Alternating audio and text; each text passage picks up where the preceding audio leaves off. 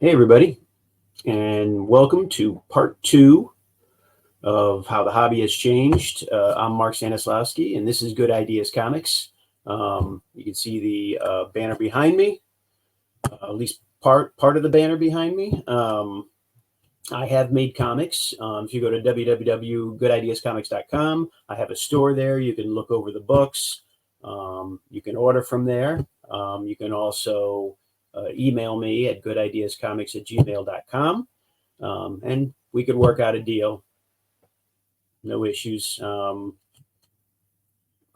good at making out deals.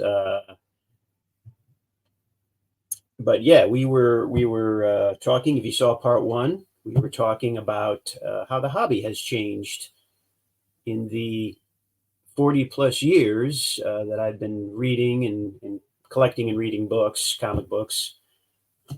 And part one, we talked about variant covers, but we didn't talk about error variants.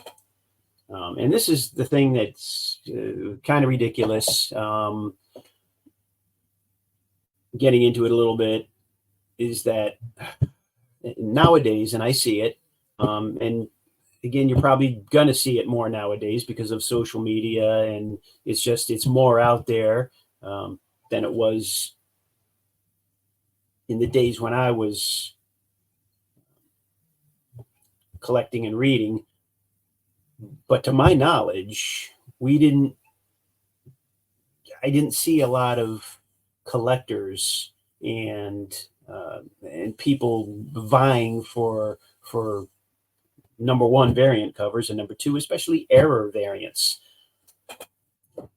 And nowadays, we're crazy. We're crazy with errors, right? We have direct editions and we have newsstand editions, and newsstand editions have taken off. We have Whitman variants. We have UK price variants. But the big thing I think that's really going crazy is the error variants. People so badly nowadays want to discover an error in a book and bring it to light, and so they can turn around and sell it for $100, $200. And we've seen a little bit recently. You have the Blue Galactus saga in Secret Wars #1. They miscolored Galactus blue, and that was the biggest thing for probably a month or 2 months, where everyone wanted Secret Wars #1 to try to get the Blue Galactus. Turns out that most of the first printing, most of the run, I think, if not all of it, had the Blue Galactus. So guess what? It wasn't that rare. So that kind of went away. People quieted down and it went away because it wasn't rare. It wasn't, it was almost the entire first printing. And then you have the Spawn logo saga. Spawn issue 1, inside the front cover, there is a Spawn logo. And in some books, the logo was perfect. And in some, you see some ink missing. And that was the biggest thing for a while, was, Spawn #1. I want that error variant, that printing error variant in Spawn #1. And then it turns out Todd McFarlane turned around and said, yeah, it's like half the run that has that error in it. So that kind of, it's not that rare. That kind of quietly went away. And I see it a lot, again, on Facebook, where a couple of groups I'm in, and people will have a picture of a book, and there's this tiny bit of ink missing from like the cover or something, that was done in the printing. Oh, is this an error variant? And I picked this up the other day at the comic shop or wherever, and they want to know if it's an error variant because there's that little piece of it, little chip missing from the printing, from the off the cover. And it makes me laugh. It's just ridiculous because people so badly want that rare variant, and it's kind of basically it's become a joke. You know, you see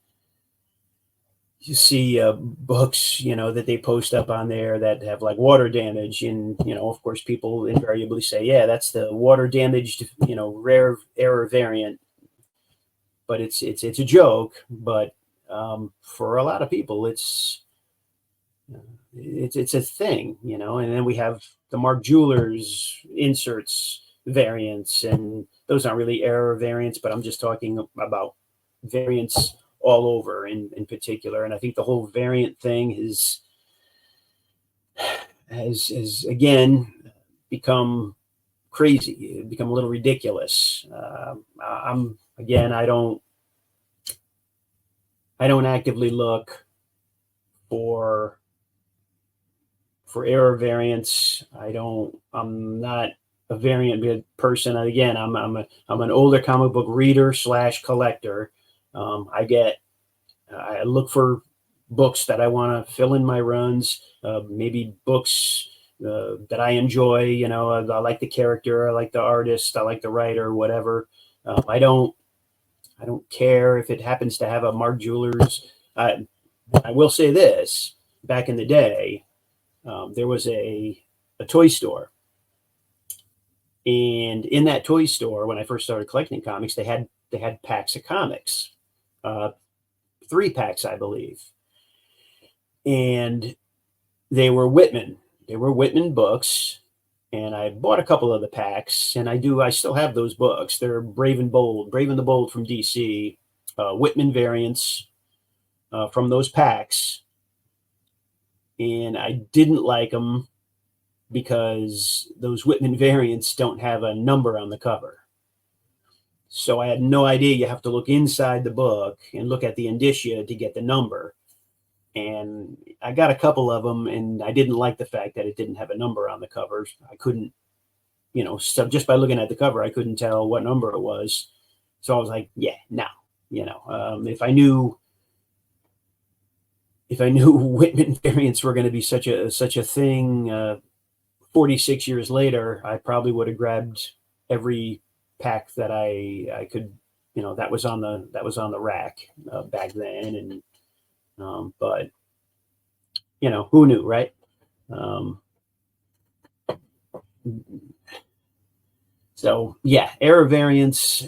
It's a little crazy. It's not my cup of tea. It's kind of stupid, kind of ridiculous. So let's move on to slabs. Slabs, yeah. I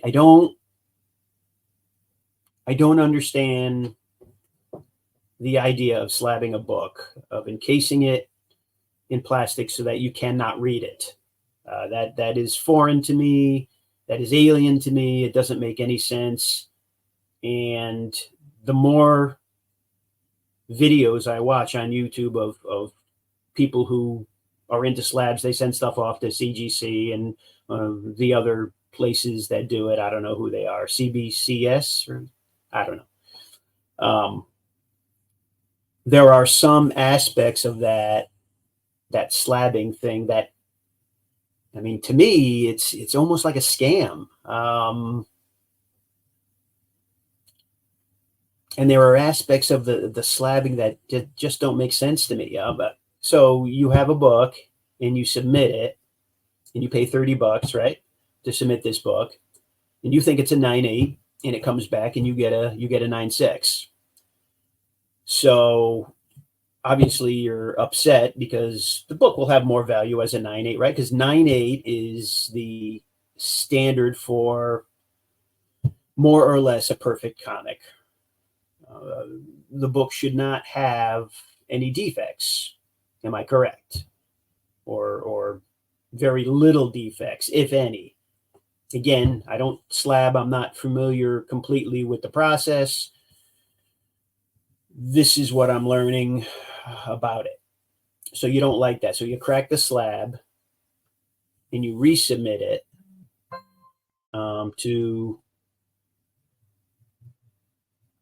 to try and get a 9.8. And sometimes it comes back as a 9.8.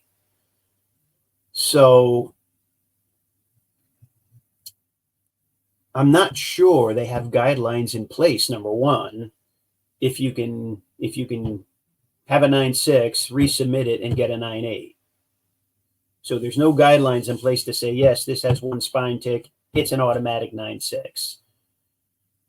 Or whatever, I don't know for sure. So what's the difference between a 9.6 and a 9.8 if you can do that, number one? And now they have 9.9s. So what's the difference between a 9.8 and a 9.9? If all three of those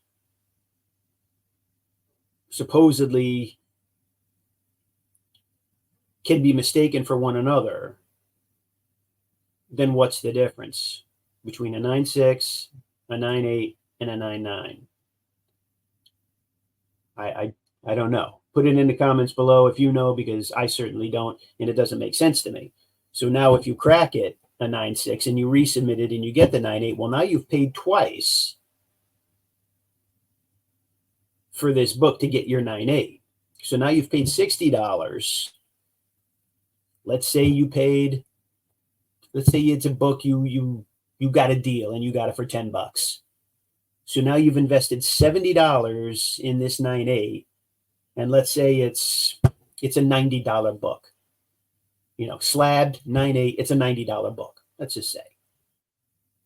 So now you went through all that trouble for $20 when you probably could have sold it raw and maybe gotten 10 to 15, maybe even $20 profit with it raw. Am I making sense? Because it doesn't make sense to me. And I see that in a lot of slabs. I mean, we all know that there are a lot of people slab a lot of books that you probably shouldn't be slabbing. Mark Spector Moon Knight 33. I don't know what Mark Spector Moon Knight 33 is, but why would you slab that book? It's not a key. So why would you slab it? If you think you're going to turn around and pay $30 to slab this book and sell it for $50, then you don't know what you're doing. You don't know what the slabbing process is. I think slabbing only works with key books.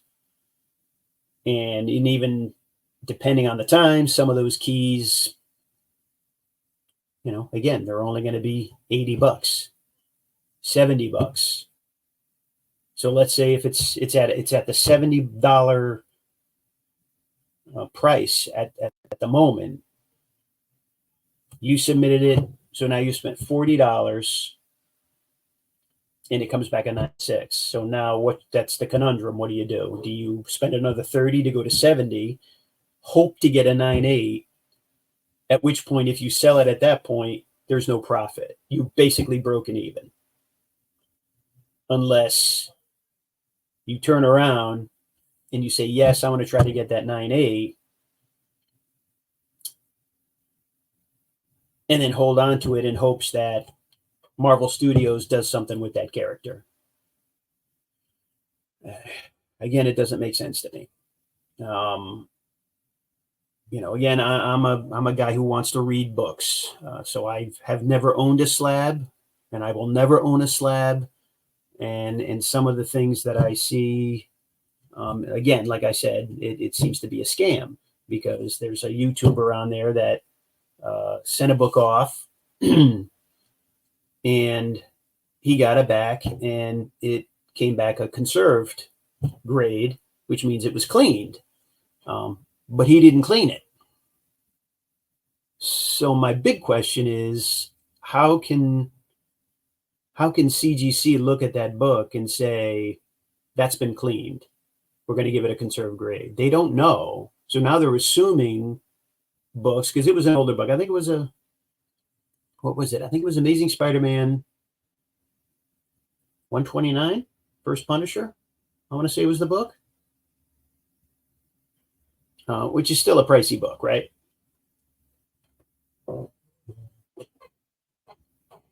but the book wasn't clean. So how can they make that assumption that a book is cleaned and give it that conservative price if they don't know for sure? So he's going to resubmit it, and he's talking about resubmitting it. I guess he resubmitted it as a high value book. He was talking about resubmitting it as a vintage group book, and I'm like, wait a minute. If he submits it under a different group and it comes back not conserved in a different grade, possibly a higher grade, that tells me that CGC, at least, because that's who he's sending it to, views the books differently depending on what group it's in. And you shouldn't be doing that. If you're grading books, you shouldn't be doing that. You should be, when you get the book in, right? I'm a grader. You get the book in, you should be grading that book on what it looks like, on its own merits. You shouldn't be saying, yeah, this was definitely cleaned. No, you can't say that because you don't know it was cleaned or not. Doesn't make any sense to me. Okay, you look at it.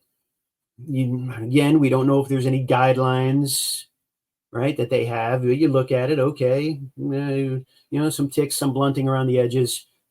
We'll give it a 9.4. Let's just say 9.4. Not conserved. So, yeah.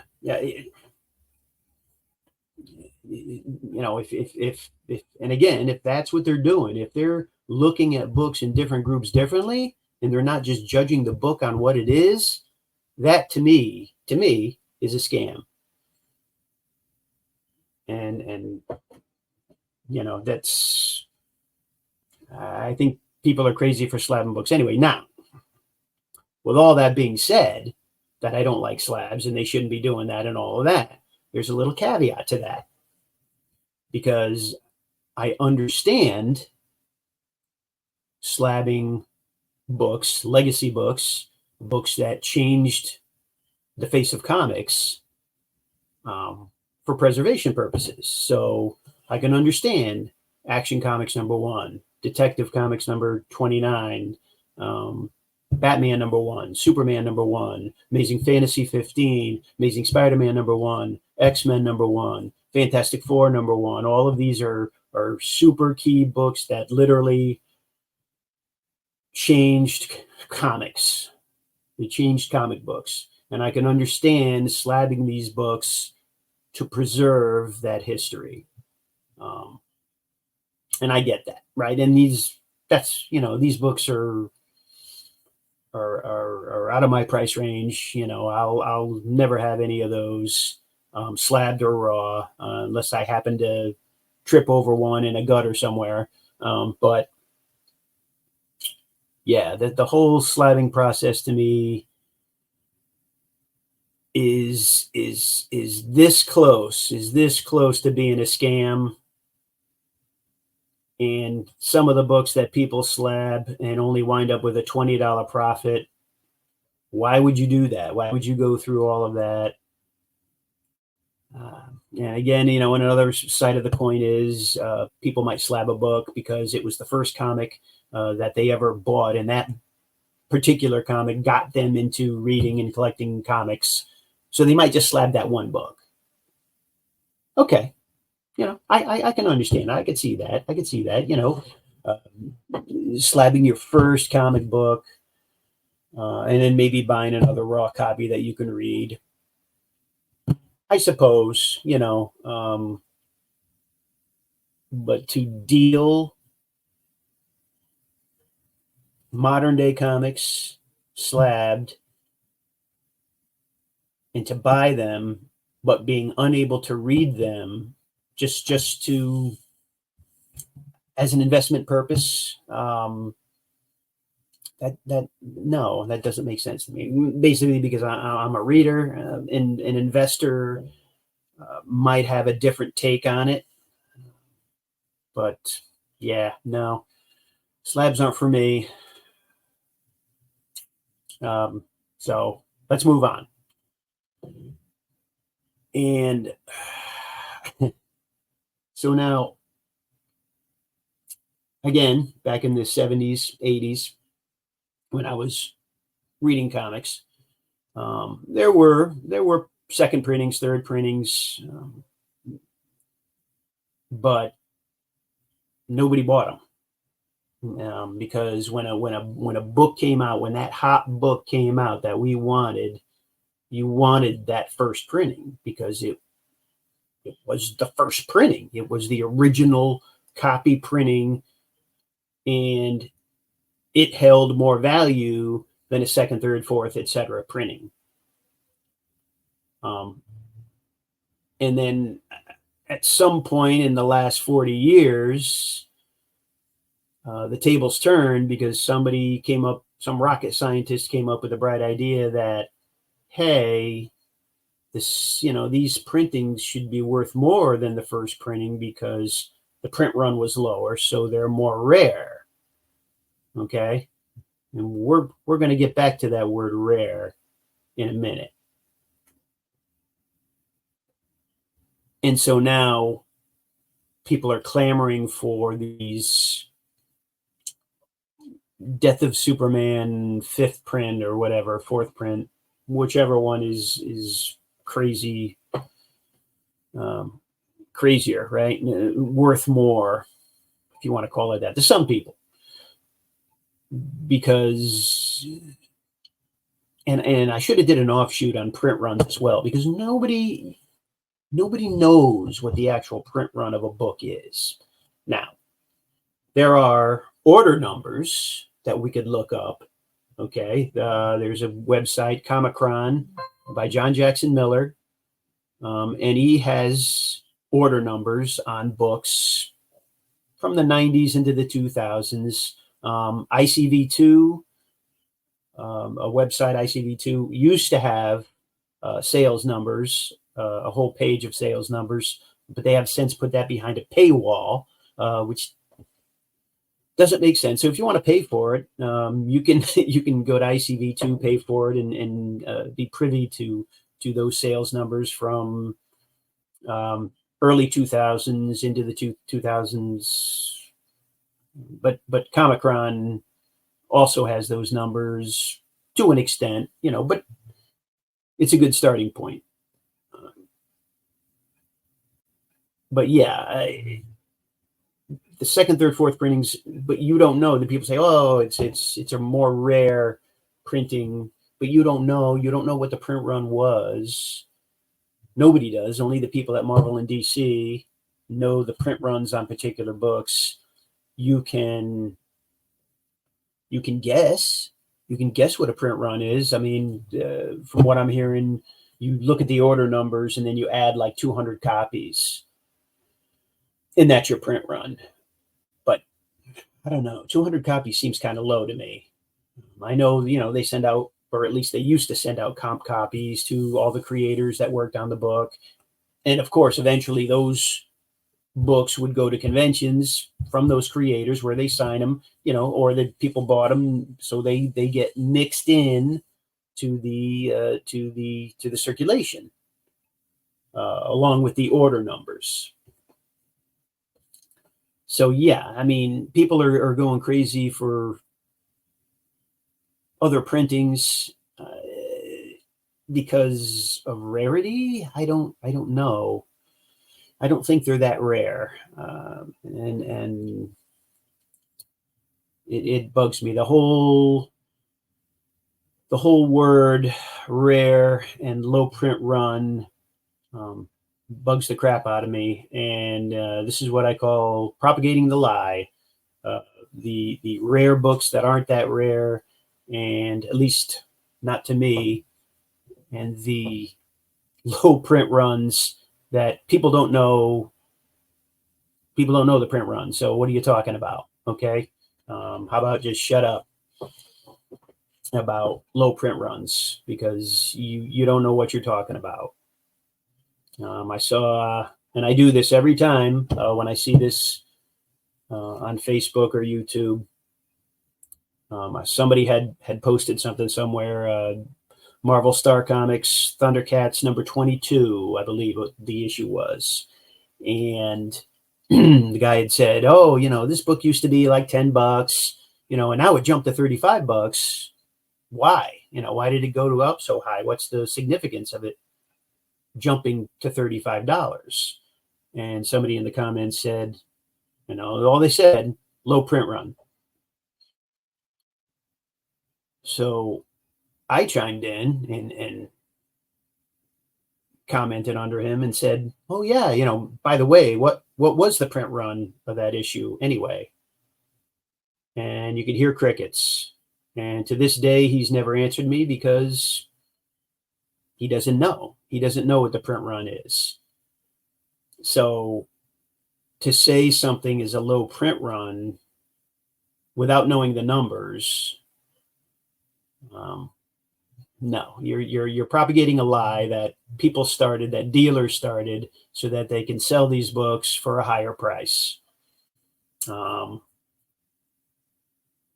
Punisher books, right? The end of the Punisher run. So we're talking, what, 90 to 104, which is the last issue.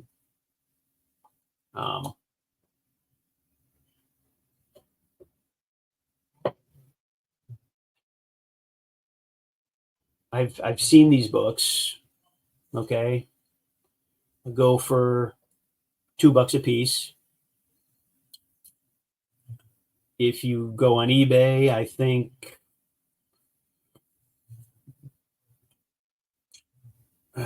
they're a little more than $2 a piece. And for sure, the last few issues are definitely more than $2 a piece.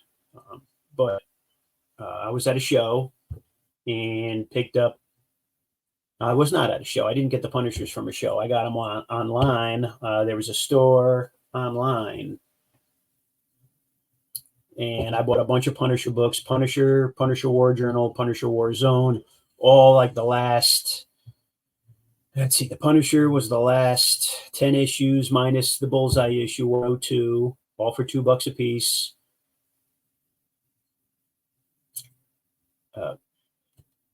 One minute.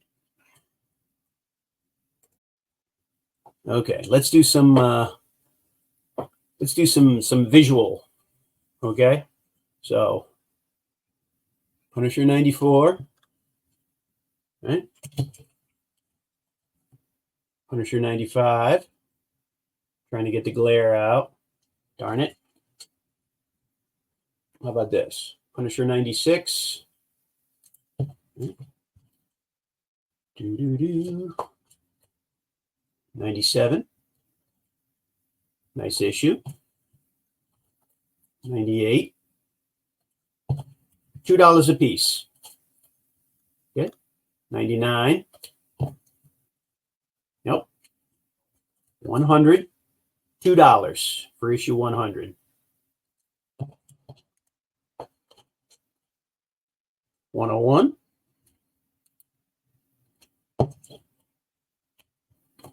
103. Next to last issue. $2, folks. Not low print. 104. Last issue of the Punisher. $2. These aren't scarce. These aren't low print. There was somebody else on YouTube that also got a bunch of these issues for $2 a piece. And I was like, yes, that's what they should be going for. They should be going for $2. They're not low print. They're not rare. Punisher 100 had orders of over 40K. There's tons of these books out there. And then he'd mentioned something about the attrition rate. No, you don't know what you're talking about. The attrition rate of a 1990s book is nil,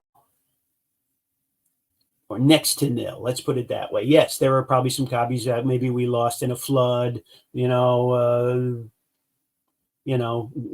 Somebody's dog chewed it up. Somebody's kid got a hell of it and wrinkled it up. But compared to comics from, let's say, 1930s, 1940s, 1950s,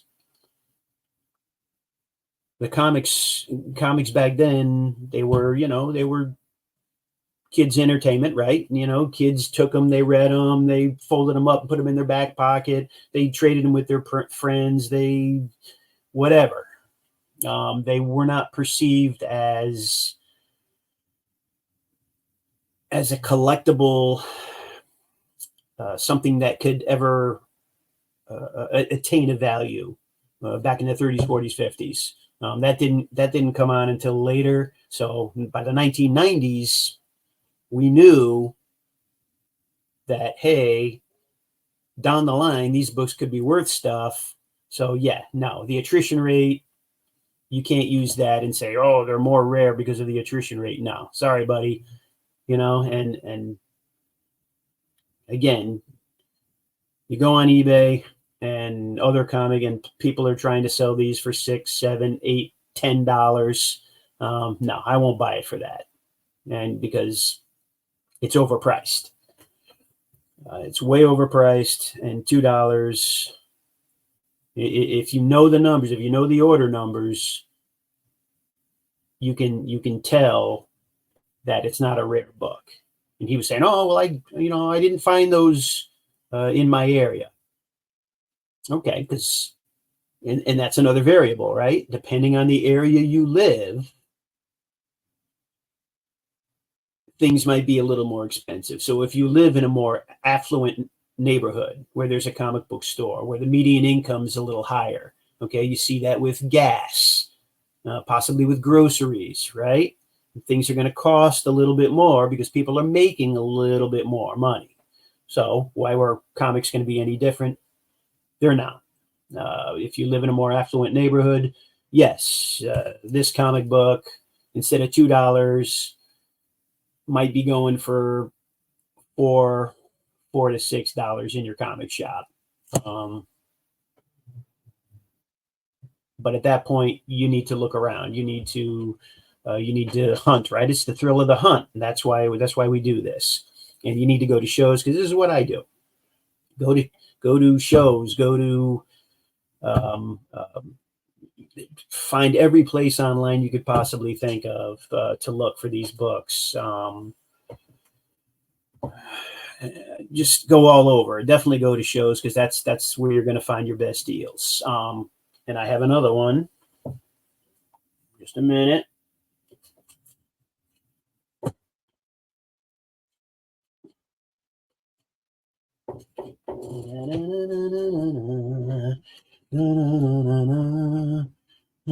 Gen 13, number 12. I was kind of surprised that I looked in one price guide and they had it for $6, and another one had it for $12. Now, still trying to figure out why this is such a pricey book. Gen 13, number 12. It's a J. Scott Campbell cover. Maybe because it's a sexy cover. I don't know, because this is not J. Scott Campbell's first cover that he ever drew. He has done other covers. He's done other Gen 13 covers. Why it's between $6 and $12, I have no idea. I got this for 50 cents. One more time for the people in the back that didn't hear me. This supposed $6 to $12 book I got for 50 cents, 2 quarters. Now, when I got it, I didn't realize that it was so much. Yep, there I go. Hold on, I just knocked my microphone over. See, I get so excited that, so ticked off at this stuff that it makes me do stuff like knock my microphone over. Where was I? Yes, Gen 13, number 12. And I started getting these image books because I didn't read them back in the day. I read Savage Dragon, Youngblood, Spawn. Those were like the first 3 image books to come out. And Youngblood, I didn't like. Spawn, I found to be agonizingly slow. Even though I love Todd McFarlane, he's my boy. I love him. I had actually talked to him at a convention. I was there, and I had him sign my Amazing Spider-Man 298, 299. I think he signed my 300 too, to be honest with you. I can't remember, but and yeah, we were just shooting the breeze, shooting the shit about sports, because he's a big sports guy and I'm a big sports guy. And we were just talking about um, the football game, because the Browns and the Bills, when the Bills kicker missed that field goal and the Browns made it to the next round of the playoffs. And yeah, great guy. But I just, Spawn to me was just incredibly slow. So, and again, at the time I had a budget, so there were other things coming out that I wanted to buy. So I kind of, I stopped reading Spawn. Savage Dragon was okay. Again, that was superhero stuff. And again, the only reason why I stopped was because there was other stuff that I thought was better, and I wanted to buy that stuff over Savage Dragon and Spawn. So long story short, I never read any of those other Image books. But now I want to try those Image books, because I can basically get, almost full runs for like 50 cents a buck, because they were so prevalent back then. The print runs were, I shouldn't say print runs, the order numbers were so ridiculously high that these books are all over the place. Nobody's really clamoring for them anymore. So yeah, you can get them for 50 cents a buck. And that's basically what I'll pay. So yeah, I've gotten like a big pile of Cyberforce, a big pile of Gen 13, a big pile of there was another one, Death Blow, just Union, all those books. I'm interested in them. Stormwatch, a chunk of Planetary, and I'm getting all of these for next to nothing, really. 50 cents, a buck a piece. And maybe I'll like them. I'll be interested and to do more. But back to the task at hand, which is people propagating the lie of low print run and rare books. If you know the definition of rare, you will know that any comic, especially Marvel and DC books, are not rare. And I'm talking regular books. Okay, I'm not talking, again, those ratio 1 in 1,000 dealer variants. I'm talking about a regular book. Okay. Terror Inc., right? This book is more rare than this book. Okay, this had a lower print run just by the fact that the order numbers were way lower. Am I specking on this book? No. I bought the first 8 issues. Again, stopped because other stuff came out and I wanted to buy that stuff, and now I'm just filling the run. So I almost had to, and these I got for less than a buck a piece, like 80 cents a piece. But you go on eBay, and I think the lowest price you're going to see this at is like $5, $6. It's ridiculous. It's ridiculous. What else did I want to say about this? I'd watched another YouTube. I mean, he was talking about those Punisher books again, low print run. So I had commented and said, it's not a low print run. There's plenty of these out there.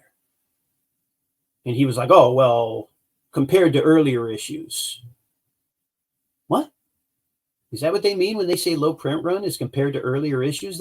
But that's not the context they're using it in. They're just saying low print run. So what does that tell you? That tells you that the print run was low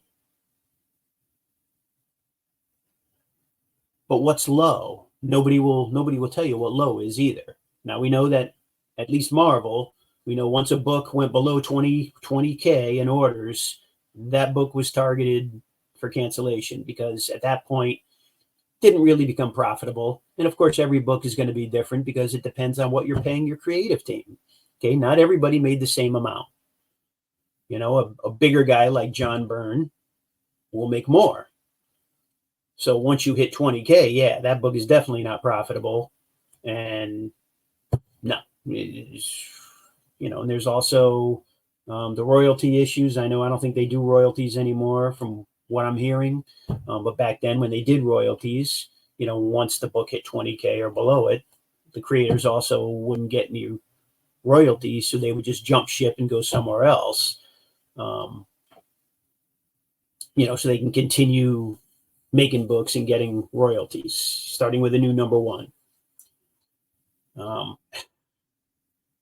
But you can never, ever convince me that any Marvel or DC book is a rare or low print run book. It's just the numbers are out there, comichron.com. I'll see if I can put a link in the description so that you can also be forearmed with this knowledge. And it bugs me. It bugs me that you can't just sell the book as is. If you want to sell, Punisher 104, sell it as the last issue of the Punisher. Okay, last issue. No need to say low print run. Last issue, because those are the biggest issues of a run that you can sell. The first issue and the last issue. Last issue. You want to try selling it for $5? Good luck. Okay, I already got mine. I got it for $2, which is what it's worth. Same thing with Silver Surfer. God, man, the last issue of Silver Surfer, man, I see people selling that thing for $50, $60, $70. You're out of your mind. You're out of your friggin' mind. The last issue of Silver Surfer 146 had orders of 25.5K. From what I'm seeing. Maybe it was more. So again, over 20K. So the book is not rare. It's not a low print run, and if you want to say, oh, compared to the earlier issues, it's low print run. But by that logic, you can say issue number 2 is low print run compared to issue number 1, because issue 2 of runs, that's where you get your cut. That's where you get your true cut, because of course with number ones, everyone wants a number 1. You have all the variants now. So of course you're going to sell, if you sell 80,000 of an issue 1, you might only sell 35 to 40 of issue 2. And there's your cut. Okay. That's what it really is. You're starting at 35 to 40, and then you're just going to go down from there.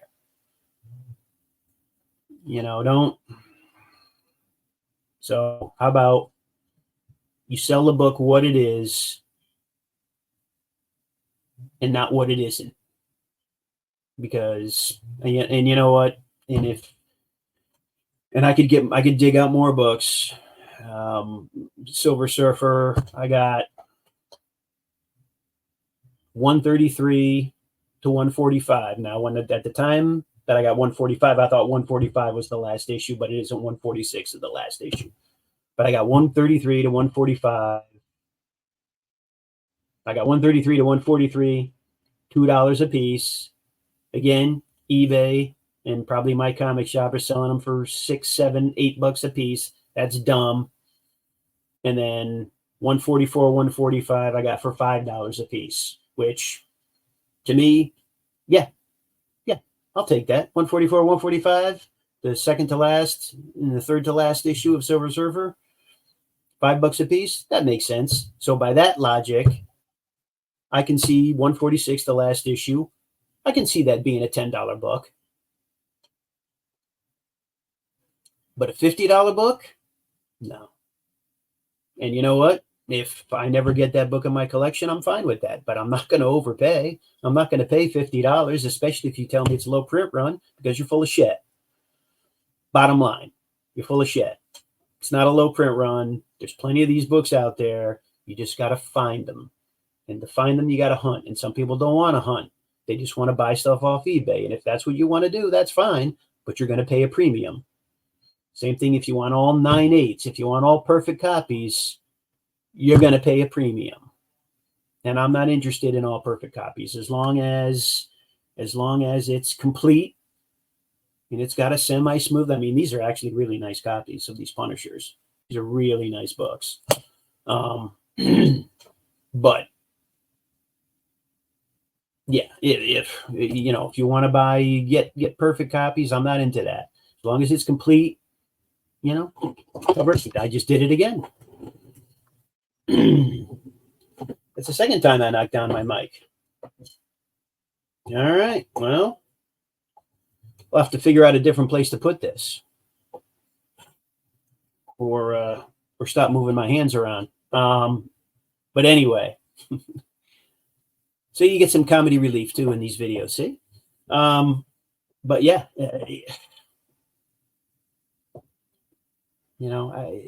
sell the book for what they are. Okay, come on, dealers. If